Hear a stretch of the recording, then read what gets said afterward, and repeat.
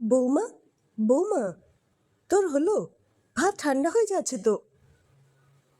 এই তো মামুনি, আমি এসে গেছি। নে নে, খেতে বস। মা, মাছের ঝোলটা দিয়ে যাও। খেতে খেতে কুহু বলে, মামুনি, আমি মাছ খাবো না, আমার খুব দেরি হয়ে গেছে। রোজ রোজ তোর এক বাহানা, আমি কোনো কথা শুনবো না। তোর যে কাটায় ভয় তা আমি জানি। আমি কাটা বেছে দিচ্ছি, সোনা মেয়ের মতো খেয়ে নাও। মামুনি, আমার পেট ভরে গেছে, আমি উঠলাম। আর হ্যাঁ রে টিগলি, তোর আজ কলেজ নেই? না রে বৌদি ভাই, ভাবছি আর যাব না। আচ্ছা মামুনি, আমি আসছি। সুমন বলে, মা, আমিও এলাম। আয়, তোরা সাবধানে যাস। দুগ্গা দুগ্গা। এতক্ষণ টিকলি বসে বসে মার কুহুর কথা শুনছিল। টিকলি বলল, মামুনি, আমি ভাবছি এবার বিয়েটা করেই ফেলবো। পলিদিদি বলেন, তার মানে? না, তুমি বৌদিভাইকে এই 6 মাসে আমার চেয়েও বেশি ভালোবাসো কি না তাই বলছি। পলিদেবী টিকলিকে আদর করে বলেন, ও তাই বুঝি? আমার মেয়েটার রাগ হয়েছে? আমার রাগ করতে ভারী বই গেছে। আমি তো বৌদিভাইকে খুব খুব ভালোবাসি। সেটাই তো করা উচিত রে মা। বৌমারা নিজের বাবা মাকে ছেড়ে বরাবরের মতো একটা অচেনা অচেনা বাড়িতে আসে।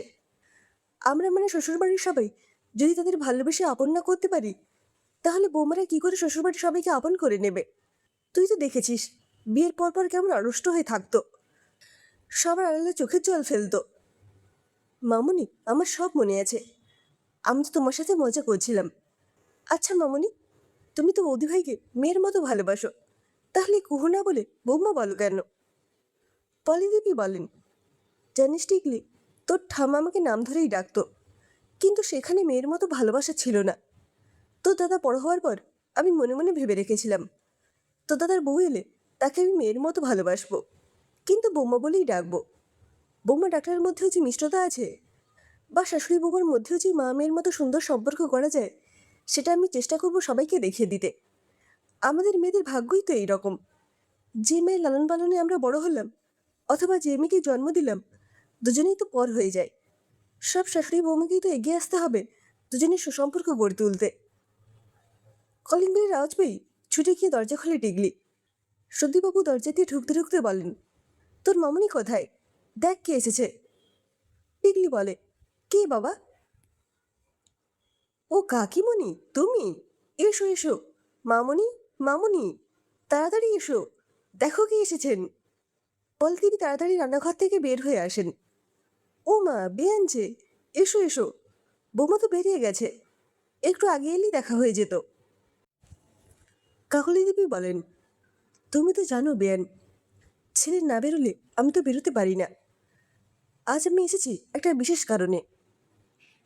পলিদেবী বলেন, আহ বেয়ান, বলো না, অত কিন্তু কিন্তু করছো কেন? আজকে কুহুর জন্মদিন, মানে ওই দিনেই তো। ঠিকই বলে, বৌদিভাইয়ের জন্মদিন আজ, কি মজা। কিন্তু বৌদিভাই তো কিছু বললো না। দাঁড়াও, আজ ফিরলে আমরা সবাই মিলে সারপ্রাইজ দেব। মামনি, একটু পরে বেরিয়ে আমি গিফট, কেক আর ঘর সাজানোর কিছু কিনে আনবো। সুদীপবাবু বলেন, তুই পরে কিনতে যাবি। বেয়ান, আগে আপনি বলুন তো, আমার বৌমা কী কী খেতে ভালোবাসে? আমি তাড়াতাড়ি বাজারটা আরেকবার ঘুরে আসি। আজ না একটু অফিস যেতে দেরি হবে, সে আমি ম্যানেজ করে নেব।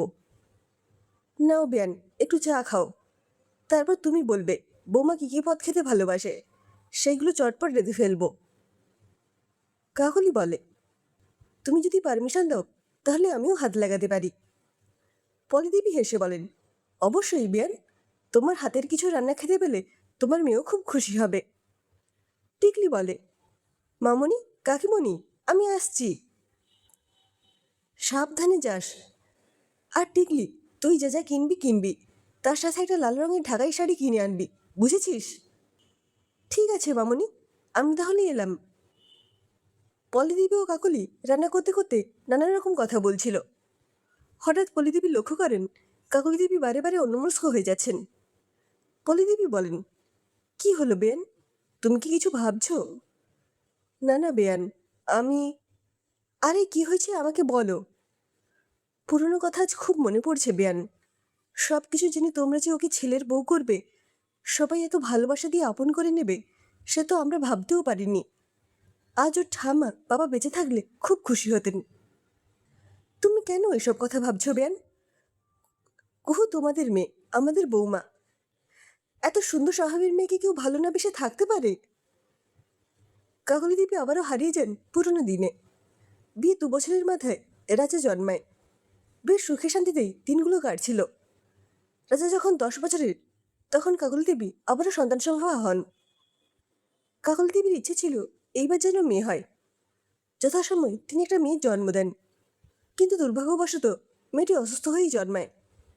মাত্র 4 দিনের মাথায় মেয়েটি সবাইকে ছেড়ে চলে যায়।